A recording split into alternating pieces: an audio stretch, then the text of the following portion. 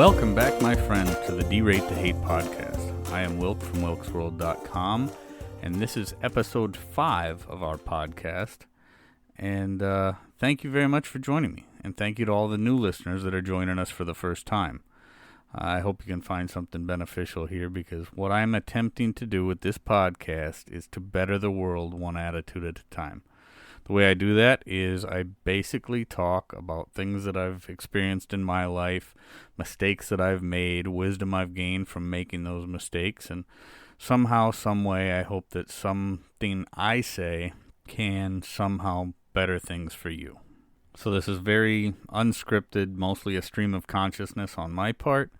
And in fact, I've really been tossing around what I was going to go over today, and I'm not even sure what I'm going to call it. I think what I'm going to call it is "You Made Me Mad," because what we're going to talk about today is basically emotions and how when we allow our emotions to dictate our actions, well, it can cause a lot of problems, and causes a lot of problems for a lot of people. Not only you or the person who's doing it, but for everybody that encounters the person that's doing it. So, I haven't always been the happiest person or the nicest person for that matter. And, to be very real about it, there was a lot of things over the course of my life that really made me miserable. And I'm not going to lie, I had a very bad temper problem. And I was always trying to make excuses for my temper. And one of those things was, this person did that or this that made me mad, and that person did that and that made me mad.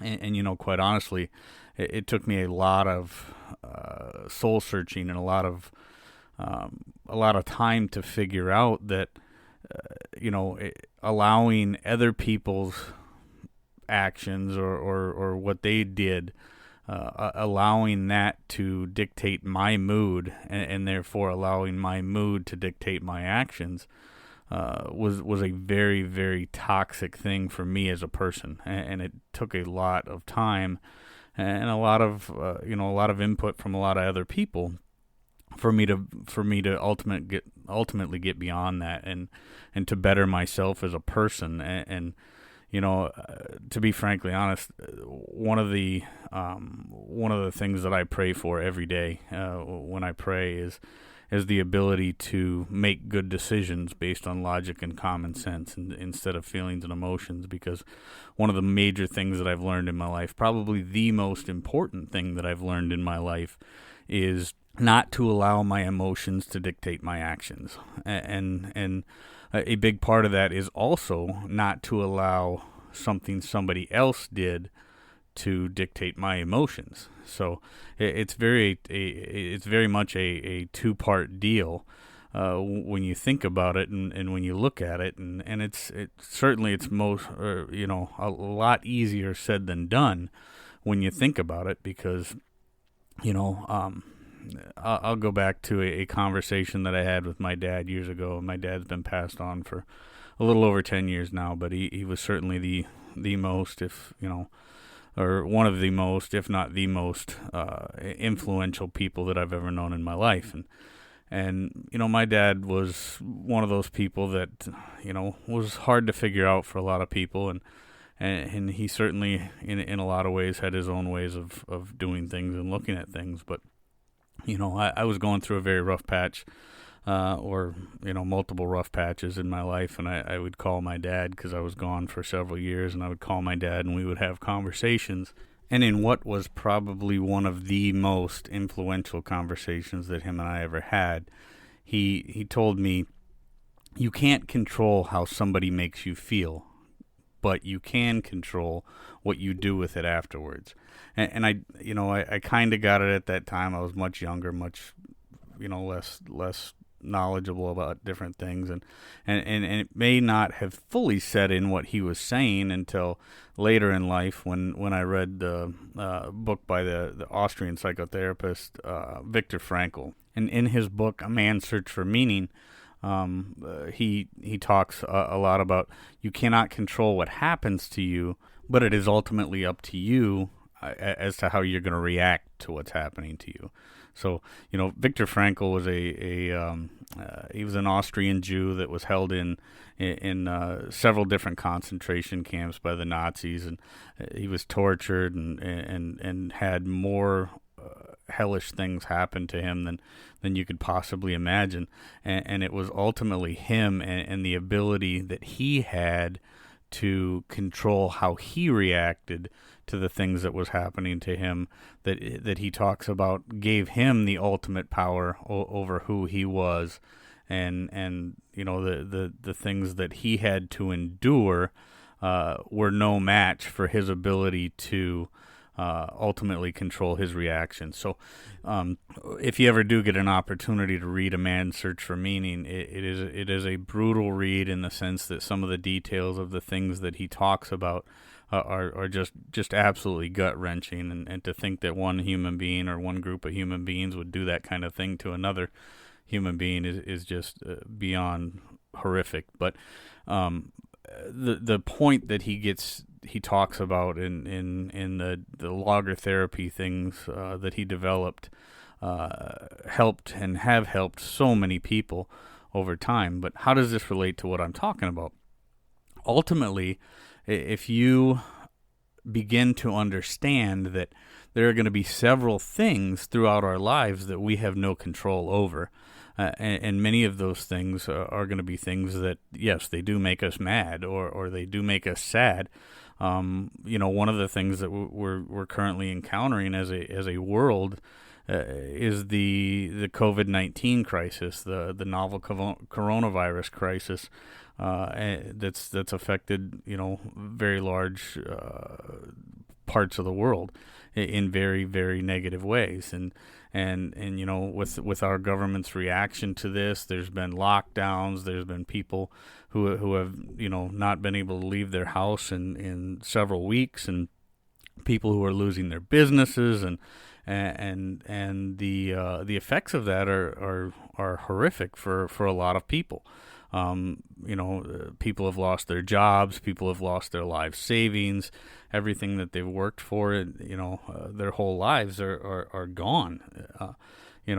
Obviously this is not to minimize the fact that there's a lot of people losing their lives from the coronavirus itself, but for those that have to continue on and carry on after this thing, subsides and goes away, there's going to be a lot of people having to deal with a lot of things. And, we're seeing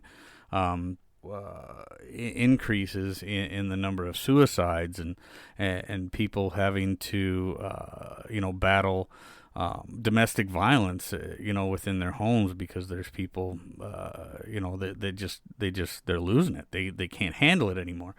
And the reality of this is people are very much social creatures, and far too many people nowadays do not understand and are not able to cope with or don't have the coping skills to get beyond fighting their own emotions. And we're seeing just terrible things coming out of this crisis.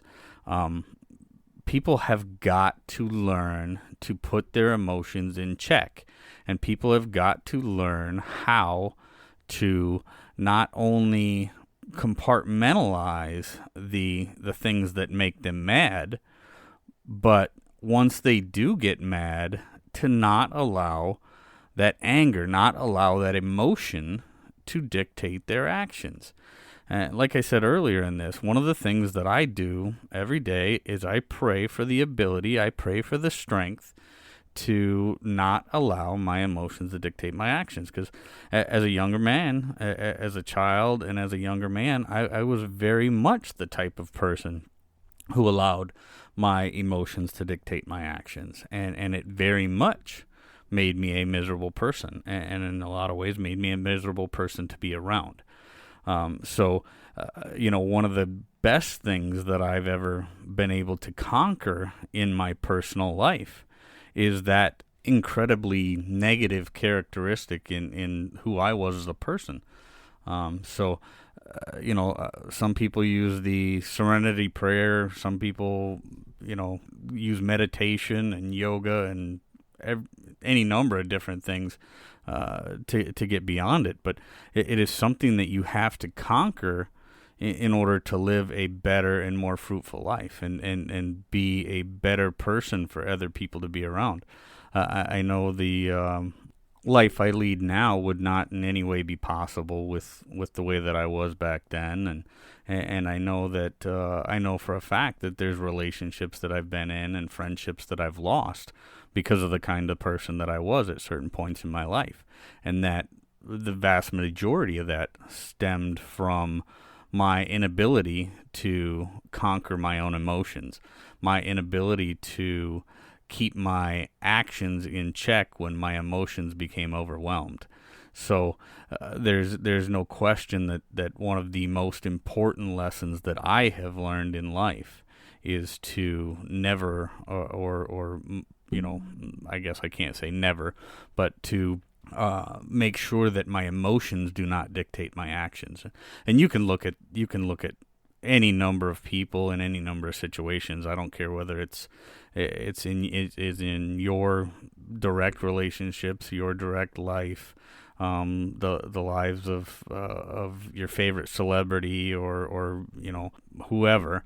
If you look at the things that are taking place, much of the chaos and carnage and misery that we see in people's lives or experience in our lives is as a result of that those actions based on emotions.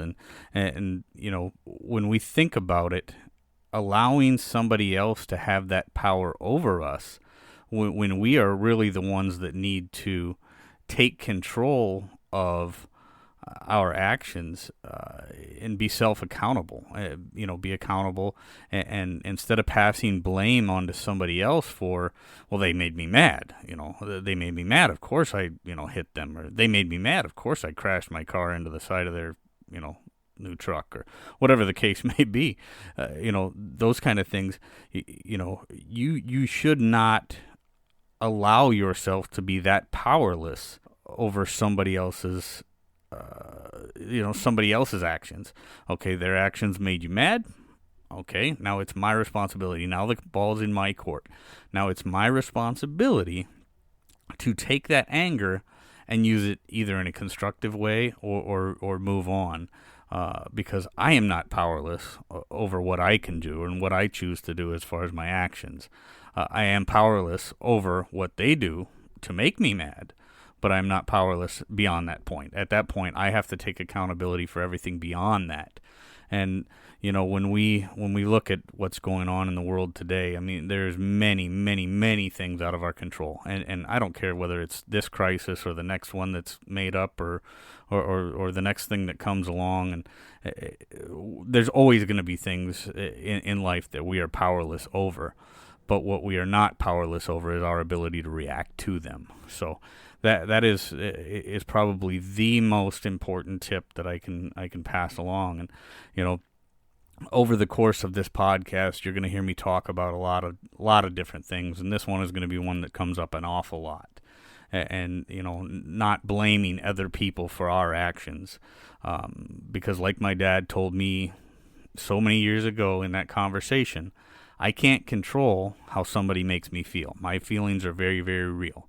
I cannot control how somebody makes me feel, but I can control what I do after they make me feel that way. Okay, so as I do each week, I always talk about a good news story or a good deed story, to counteract all the gloom and doom media and and this week's story that I'm going to talk about is about a young man or a young boy, actually, 10 years old, named Troy Matson. I believe he's out of Australia. And in lieu of gifts for his birthday, he wrote a letter to all of his friends saying that he wanted his friends to donate to people who have fallen on hard times or homeless people. And he was inspired because of his mother's story. When she was 7 months pregnant, she fell on hard times, and I believe she became homeless and lost her job, and she continued on, and it sounds like she's raising a phenomenal young man.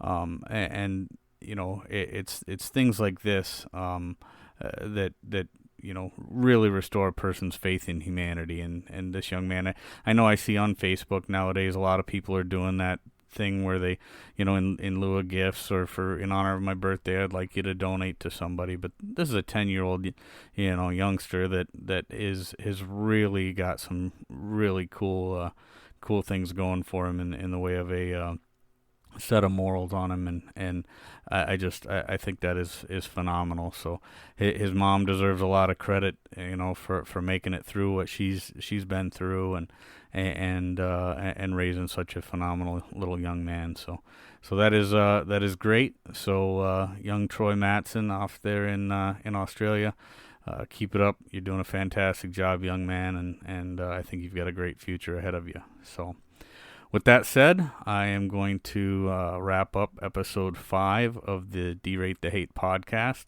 Please subscribe wherever it is you get your podcasts. Share with your friends.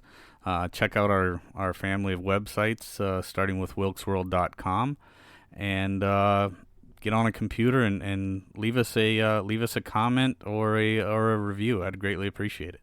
And remember, when you get back out there, when you can start socializing with each other in a real and free way again, be kind to one another, be grateful for everything you've got, and remember, it's ultimately up to you to make each day what you want that day to be. From all of us here at Wilkes World, until next time.